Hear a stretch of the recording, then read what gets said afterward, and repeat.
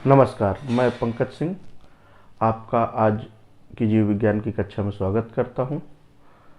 आज हम जीव विज्ञान के प्रारंभिक टॉपिक कक्षा 12 के बच्चों को जो सबसे अधिक परेशान करता है,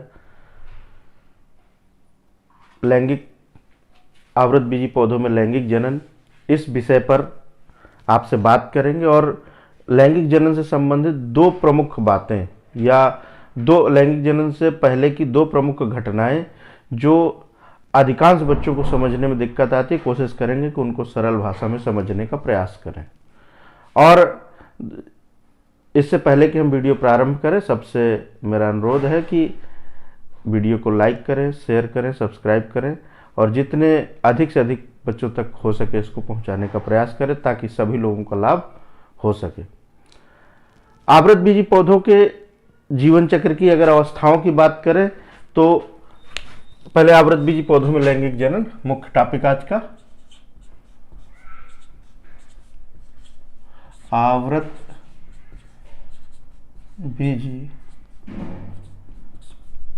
पौधों में लैंगिक जनन।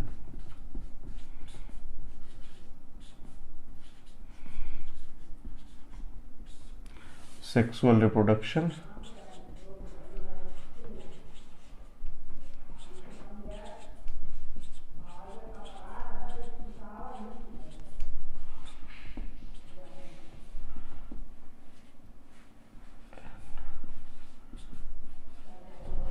एनजीओ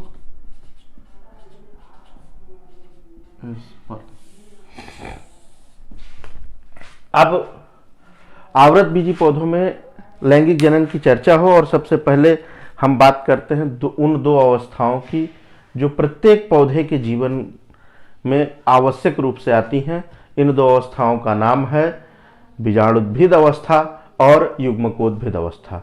बीजाणुद्भिद अवस्था क्या है और युग्मकोद्भिद अवस्था क्या है, इसको जानने के लिए हम थोड़ा सा पहले समझें कि किस प्रकार से बीजाणुद्भिद किसे कहते हैं और युग्मकोद्भिद किसे कहते हैं। ठीक, तो सबसे पहले हम बात करते हैं बीजाणुद्भिद की। नंबर 1, बीजाणुद्भिद।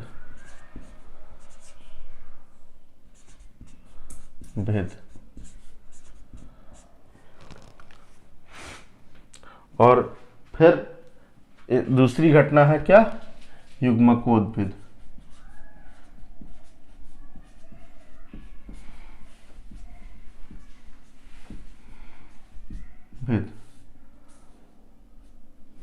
इसको कहते हैं स्पोरोफाइट।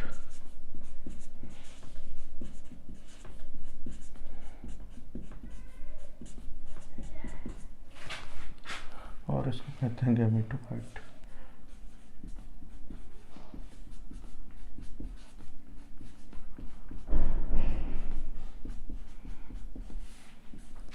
अब पहले हम ये जानेंगे कि आखिरकार बीजाणुद्भिद है क्या। बीजाणुद्भिद शब्द स्पोरोफाइट दो शब्दों से मिलकर बना है। एक तो है स्पोरो और दूसरा है फाइट। ठीक, किन शब्दों से मिलकर बना है, दो शब्दों से मिलकर बना है। एक कौन सा है, स्पोरो, और दूसरा है फाइट। स्पोरो का अर्थ क्या होता है, स्पोर, और फाइट का अर्थ होता है प्लांट। ठीक, कहने का अर्थ कि पौधे के जीवन चक्र की वह अवस्था जो स्पोर का प्रोडक्शन करती है स्पोरोफाइट कहलाती है। वास्तविकता में अगर देखा जाए तो बीजाणुद्भिद ऐसी अवस्था है जो द्विगुणित होती है, यानी कहने का मतलब पहला बिंदु अगर हम कहें तो यह द्विगुणित अवस्था है। द्विगुणित यानी कि 2n अवस्था है। अच्छा, जैसे ही द्विगुणित शब्द आता है वैसे ही एक बात हमारे दिमाग में आती है कि द्विगुणित आखिरकार है क्या। तो द्विगुणित अवस्था के बारे में अगर हम बात करें तो द्विगुणित का अर्थ होता है कि वो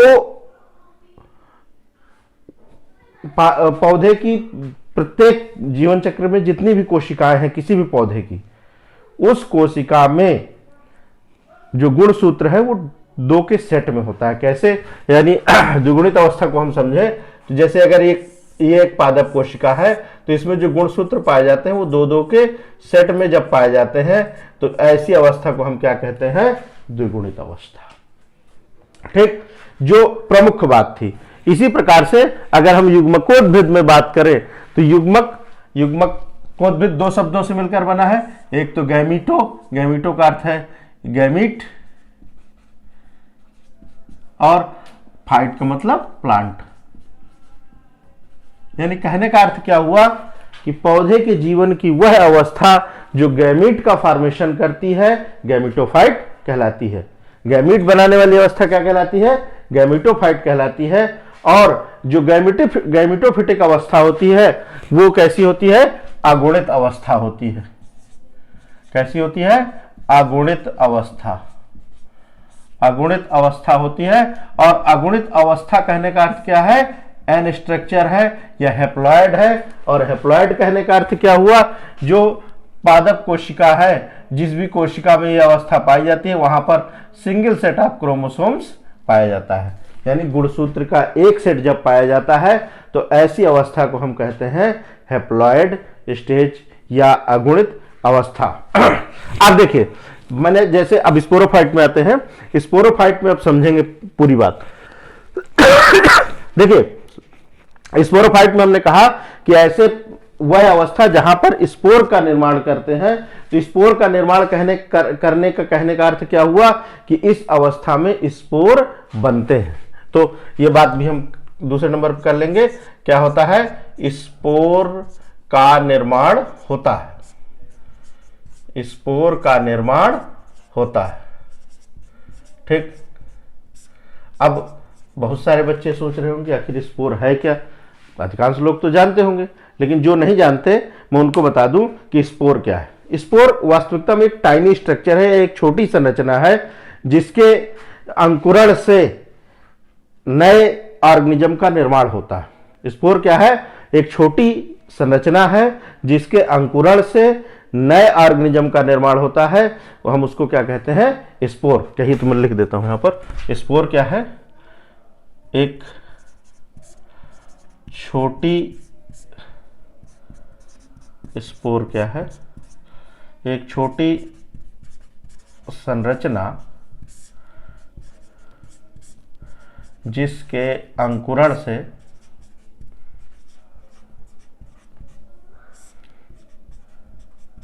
नए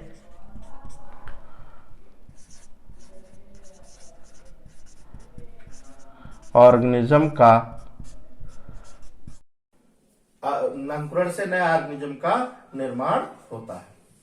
यानी सरल शब्दों में आपको समझ में आ गया कि स्पोर क्या है। स्पोर एक छोटी संरचना है जो नए ऑर्गेनिज्म के निर्माण में योगदान देती है। बात स्पष्ट हो रही है। अब स्पोर के बाद स्पोर दो प्रकार के विभाजन की अवस्थाओं से गुणता है, मैं उसको अभी आपको आगे एक्सप्लेन करूंगा, या कहिए यहीं पर बता देता हूं। एक है माइटोटिक स्पोर और दूसरा है मियोटिक स्पोर। माइटोटिक, मियोटिक, यानी जो स्पोर होता है आपका दो प्रकार का होता है, एक माइटोटिक स्पोर और एक मियोटिक स्पोर। जो माइटोटिक स्पोर होता है वो सामान्यतया माइटोटिक डिवीजन द्वारा एसेक्सुअल स्पोर्स का निर्माण होता है और इसके द्वारा सेक्सुअल स्पोर्स का निर्माण होता है। देखिए, अगर बीजाणुद्भिद अवस्था की बात की जाए तो बीजाणुद्भिद अवस्था शैवाल से लेकर लगभग सभी पौधों में पाई जाती है। अधिकांश रूप से जो स्पोरोफिटिक फेज है सभी पौधों में पाई जाती है, लेकिन चूंकि एक जो छोटी सरल संरचना वाले जीव होते हैं उसमें जो नए पौधे का निर्माण होता है उसके निर्माण के लिए एसेक्सुअल स्पोर्स भी बनते हैं और कुछ पौधों में सेक्सुअल स्पोर, जैसे जैसे आप ऊपर की ओर बढ़ेंगे वहां पर सेक्सुअल स्पोर्स का निर्माण होगा। तो बेसिकली स्पोर का फॉर्मेशन माइटोटिक और मियोटिक दोनों प्रकार के डिवीजन से होता है, जिसमें माइटोटिक डिवीजन में एसेक्सुअल स्पोर्स का फॉर्मेशन होता है और मियोटिक डिवीजन में सेक्सुअल स्पोर्स का फॉर्मेशन होता है। अब मैंने कहा द्विगुणित अवस्था है, 2n फेज है। यहीं पर एक बात और आप मेंशन कर लें कि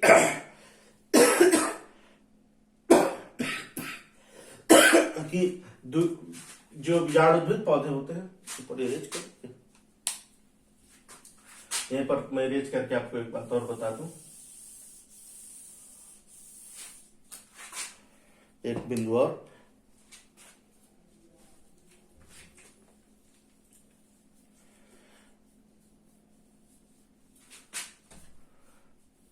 हाँ अब नंबर 3, ये 4 हो गए। पौधों में स्पोर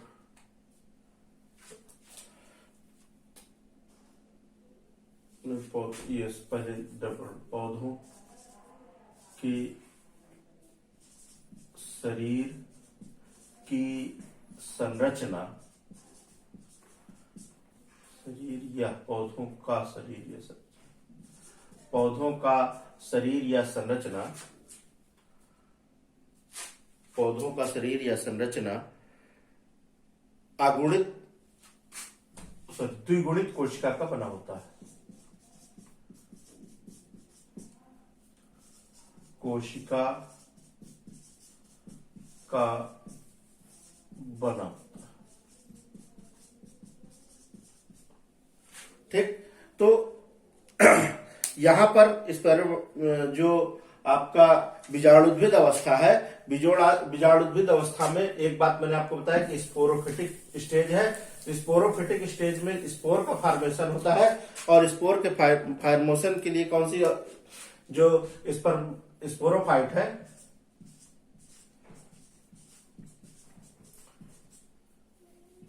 स्पोरोफाइट से काय का निर्माण होना है, स्पोर्स का, और स्पोर्स के निर्माण के लिए यहां पर मियोसिस होती है।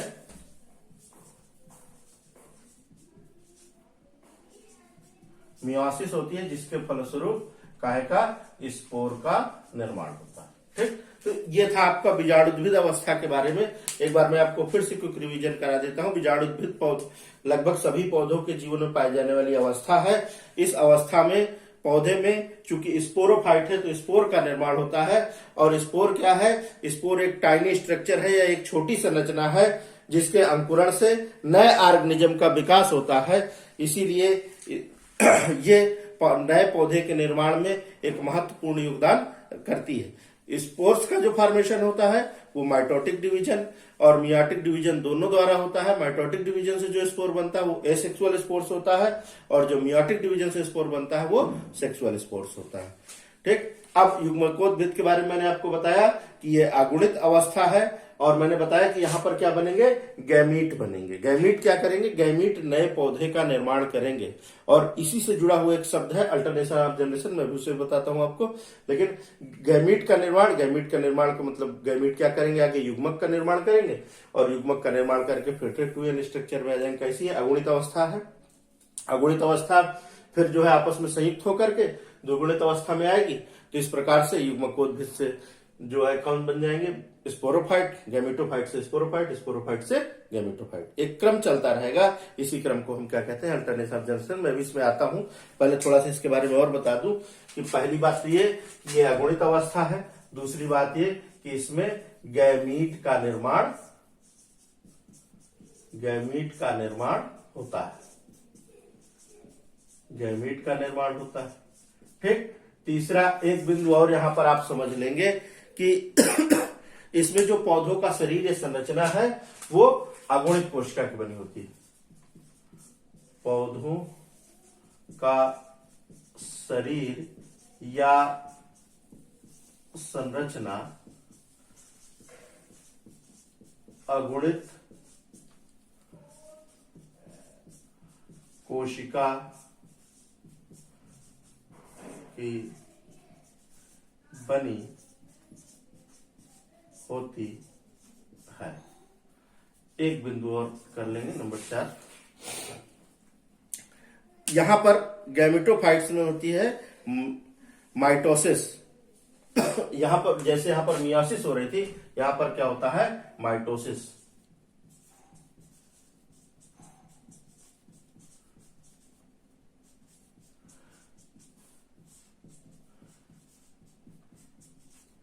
क्या होती है? माइटोसिस। ठीक, तो ये था पौधों के जीवन चक्र की दो अवस्थाओं के बारे में। कौन कौन सी? एक स्पोरोफिटिक फेज क्या है और दूसरी गैमेटोफिटिक फेज क्या है। इसी से एसोसिएटेड एक टॉपिक और है जिसको हम क्या कहते हैं? अल्टरनेशन ऑफ जनरेशन या पीढ़ी एकांतरण। तो मैं आपको अल्टरनेशन ऑफ जनरेशन और पीढ़ी एकांतरण के बारे में भी बता दूं, लेकिन पीढ़ी एकांतरण से पहले दो बिंदु मैं आपको और स्पष्ट करा दूं कि मियोसिस क्या है और माइटोसिस क्या है, क्योंकि बहुत सारे बच्चे अभी यही नहीं जानते कि मियोसिस और माइटोसिस है क्या। तो मैं पहले आपको अल्टरनेशन ऑफ जनरेशन पढ़ाऊं, उससे पहले दो शब्द आपको मियोसिस और माइटोसिस बता दूं। बेसिक आप इस बात को ध्यान में रखेंगे, मियोसिस और माइटोसिस क्या है? कोशिका विभाजन की दो अवस्थाएं हैं। जैसा तो मियोसिस क्या है, माइटोसिस क्या है, मैंने अभी आपको बताया कि मियोसिस और माइटोसिस कोशिका विभाजन की दो अवस्थाएं हैं। ये दो अवस्थाएं कैसे कोशिका विभाजन होता है, चलिए थोड़ा सा करते हैं। सबसे पहले करते हैं माइटोसिस।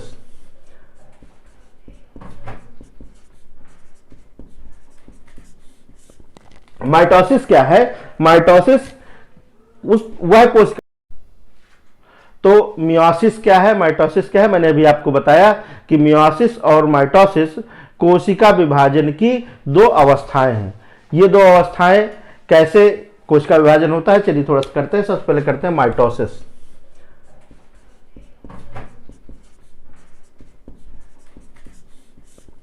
माइटोसिस क्या है? माइटोसिस वह कोशिका विभाजन है जिस कोशिका विभाजन में कोशिका दो समान गुणसूत्र वाली पुत्री कोशिकाओं में बढ़ जाती है।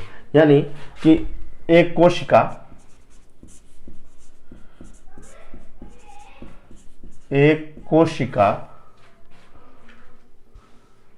के विभाजन से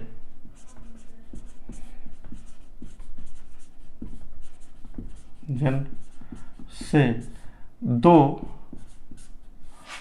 आनुवांशिक रूप से समान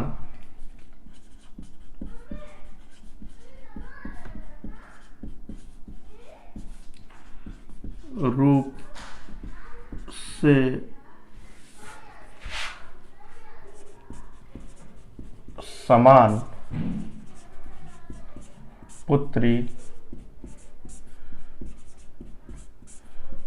कोशिकाओं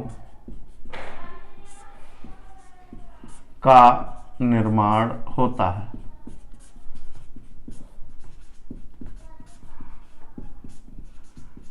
अर्थ क्या है जरा आप समझिएगा। यानी कहने का मतलब माइटोसिस में अगर हम सिंपल सी बात करें कि एक सेल है और इस सेल का डिवीजन होता है और डिवीजन के फलस्वरूप ये दो नई सेल्स का निर्माण करती है। और ये जो दो नई सेल्स होंगी, इन दो नई सेल्स में जो खास बात क्या होगी? गुणसूत्रों की संरचना में कोई परिवर्तन नहीं होगा।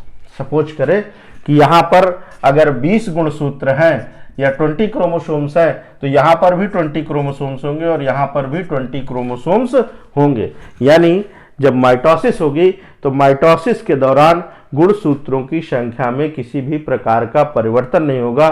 फिर से मैं एक बार आपको रिवाइज करा दूं कि माइटोसिस वह कोशिका विभाजन है जिस कोशिका विभाजन में आनुवांशिक रूप से समान दो पुत्री कोशिकाओं का निर्माण होता है, माइटोसिस कहलाती है। यानी आनुवांशिक रूप से समान कहने का अर्थ क्या है कि गुणसूत्रों की संख्या में किसी भी प्रकार का कोई परिवर्तन नहीं होता है। ठीक, दूसरी जो फेज है उसको हम कहते हैं मियोसिस।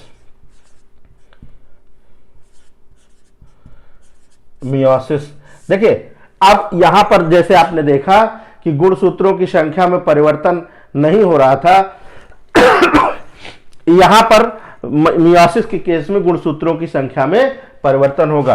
यहां पर क्या होगा? एक कोशिका विभाजित होकर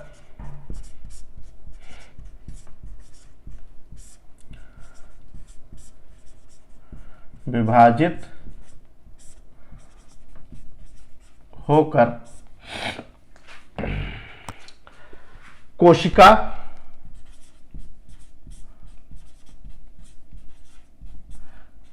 या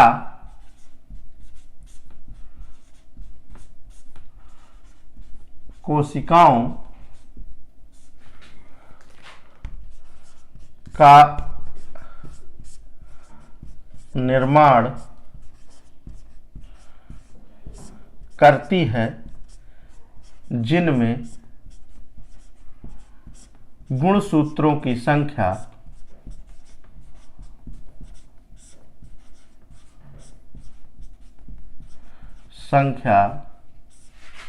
जनक कोशिका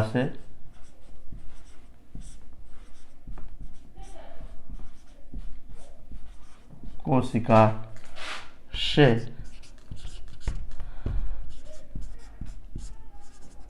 आधी होती है।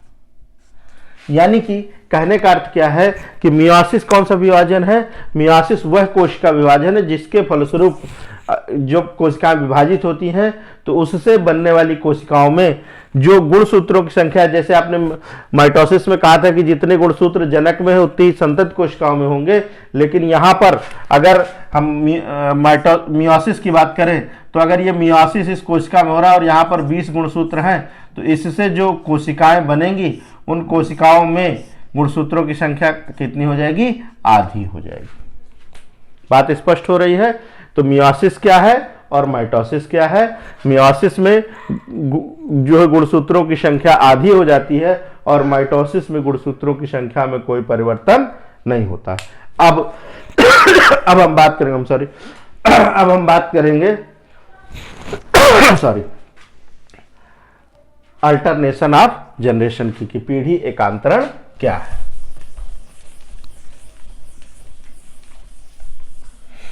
अब हम बात करेंगे कि जब आप मियोसिस और माइटोसिस जान गए हैं तो अब हम बात करेंगे अल्टरनेशन ऑफ जनरेशन, यानी कि पीढ़ी एकांतरण क्या है। बोर्ड परीक्षा का बहुत हॉट टॉपिक है, कई बार पूछा गया है पीढ़ी एकांतरण किसे कहते हैं।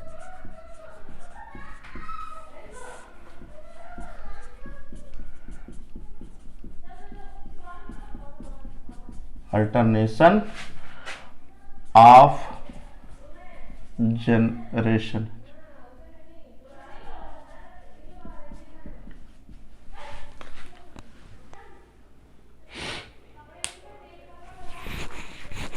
तो पीढ़ी एकांतरण क्या है, मैं आपको एक रे डायग्राम के माध्यम से बताता हूं।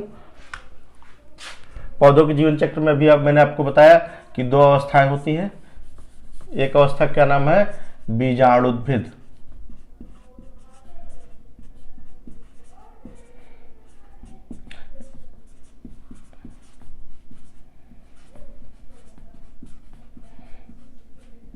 ठीक,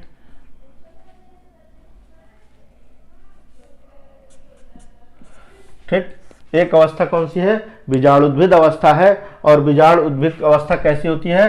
द्विगुणित होती है। द्विगुणित होती है यानी कहने का मतलब कैसा स्ट्रक्चर है? 2n स्ट्रक्चर है। 2n स्ट्रक्चर कहने का अर्थ क्या है? वह अवस्था जहां पर पूरी समस्त कोशिकाओं में गुणसूत्रों की संख्या कैसी होती है? द्विगुणित होती है। और बीजाणुद्भिद अवस्था में होता है क्या? मियोसिस।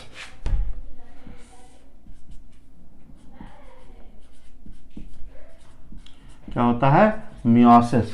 और मियोसिस के फलस्वरूप क्या बनते हैं? स्पोर्स बनते हैं। क्या बनते हैं? स्पोर्स। ठीक। और जब स्पोर्स का फॉर्मेशन होता है तो फिर वहां पर क्या होती है? माइटोसिस।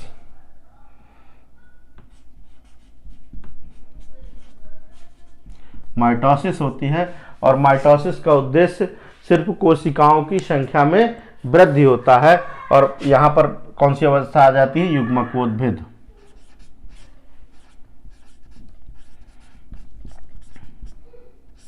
युग्मकोद। अब मैंने अभी आपको बताया कि यहां पर युग्मकोद्भिद अवस्था आती है।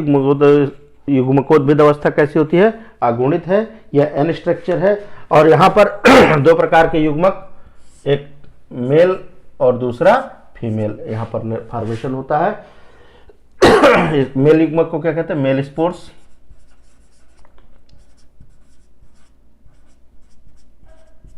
और फीमेल क्या कहते हैं? Egg cell.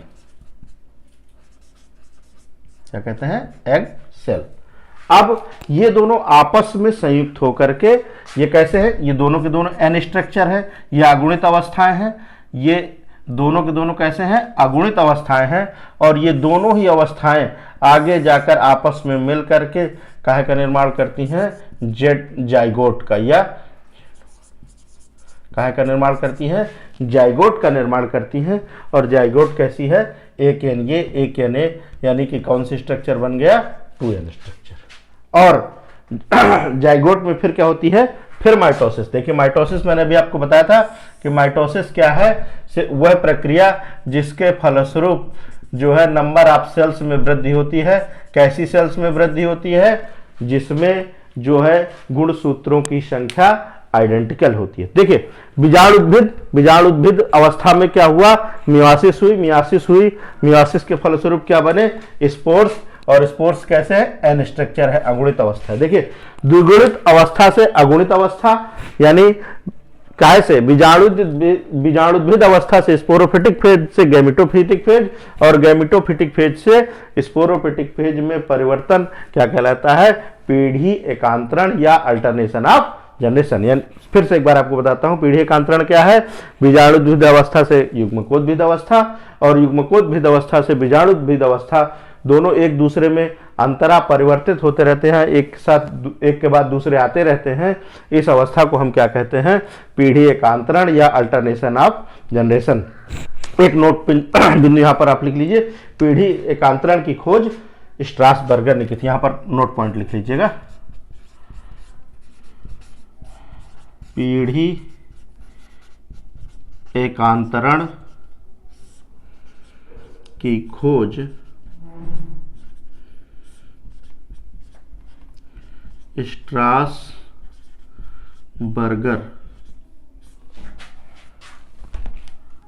ने की थी। तो आज के टॉपिक में बस यहीं तक, जितनी महत्वपूर्ण जानकारी थी मैंने आपको दी। फिर से एक बार आप सभी से अनुरोध है कि इस जानकारी को अधिक से अधिक बच्चों तक पहुंचाएं, लाइक करें, सब्सक्राइब करें, शेयर करें, और अगर कोई आपकी क्वेरी है तो कमेंट बॉक्स में जाकर अपनी समस्या डालें, उसका समाधान किया जाएगा। धन्यवाद।